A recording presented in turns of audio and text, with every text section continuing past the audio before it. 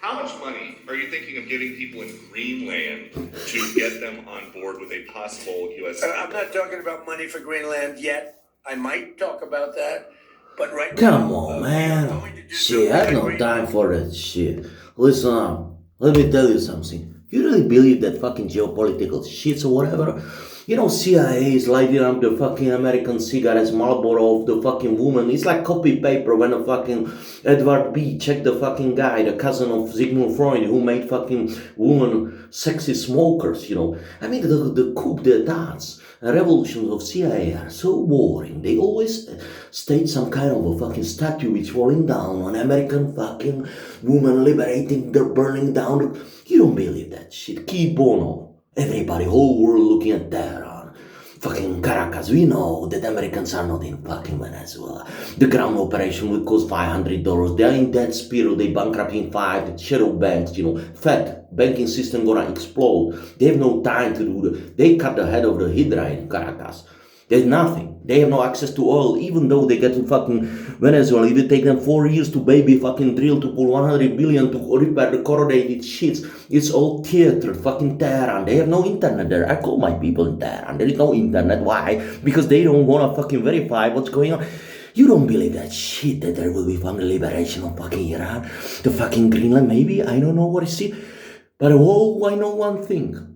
When the whole world looking at fucking Greenland, Tehran, and fucking, you know, Caracas and Colombia, you remember what is it about?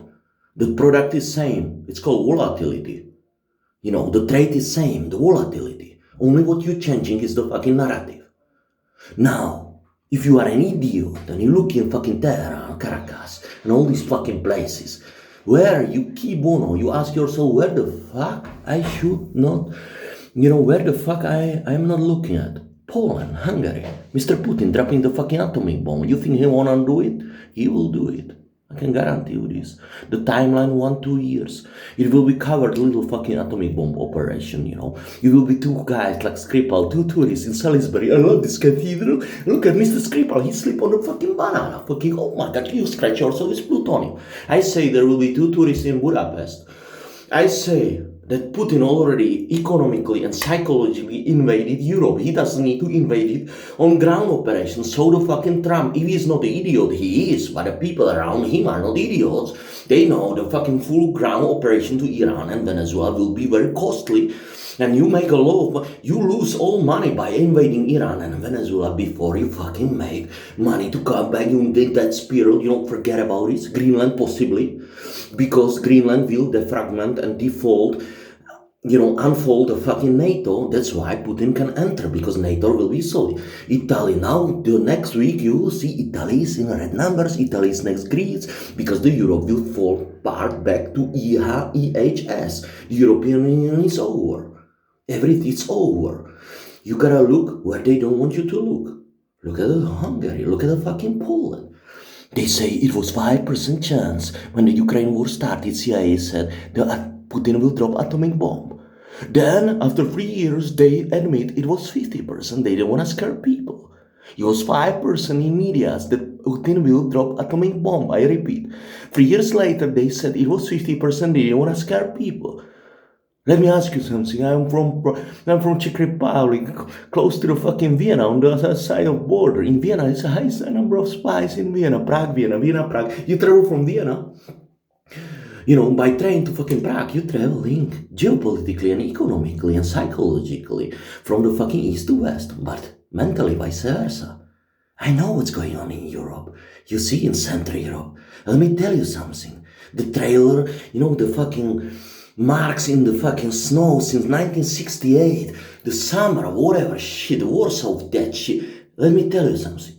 If I really want moment of surprise and invades enemy's land without violence, that's the highest, you know, art, skill of the all fucking warriors, invades enemy's land without fucking violence and costly expenses of war, Sun Tzu.